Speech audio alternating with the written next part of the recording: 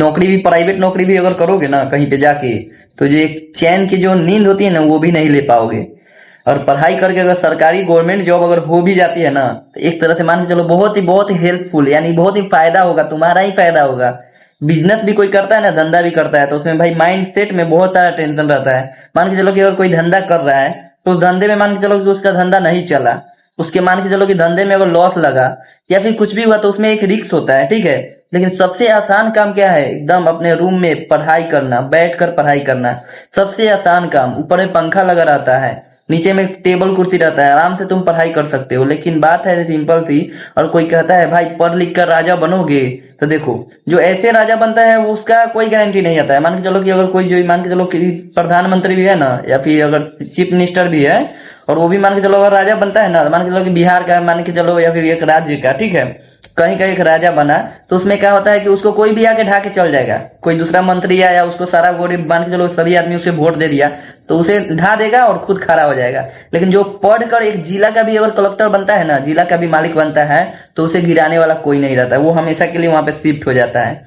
तो लोग बोलता है पढ़ लिख कर राजा बनोगे, तो जो पढ़ लिख कर जो राजा बनता है ना, वो हमेशा राजा रहता है। लेकिन जो ऐसा ही बन गया राजा, कोई भी आता है ढा के चल जाता है, ठीक है। तो जिसको जिसको लगता है कि भाई हमें पढ़ाई बहुत ही मान के चलो कि होता है ना, बहुत ही मान के चलो कि बहुत ही कष्टदायक लगता है कि भाई हमसे पढ़ाई नहीं हो पाएगा, अपने दिमाग में लगा लो कि सबसे हल्का काम है पढ़ाई करना।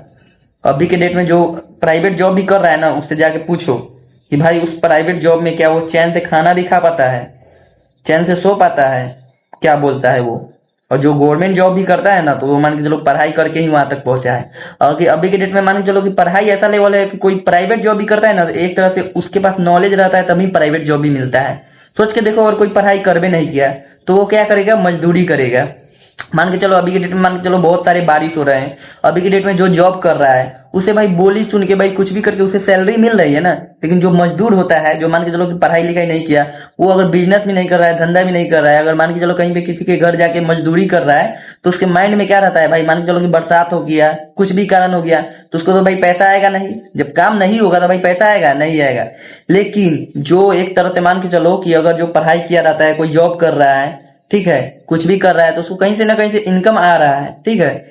माइंड में सेटअप डाल लो कि भाई पढ़ाई नौकरी के लिए ज्यादा करके नहीं करना है, पढ़ाई नॉलेज के लिए करना है।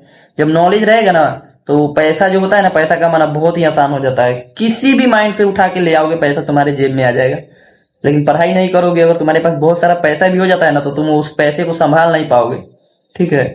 तो अभी तुम सबके माइंड में सिर्फ एक ही टारगेट रखना है, नॉलेज।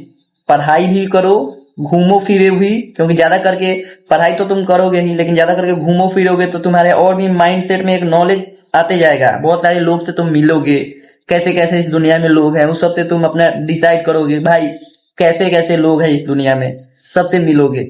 लेकिन भाई अगर तुम पढ़ाई लिखाई ही नहीं करोगे, नॉलेज ही नहीं रहेगी, तो तुम करोगे क्या?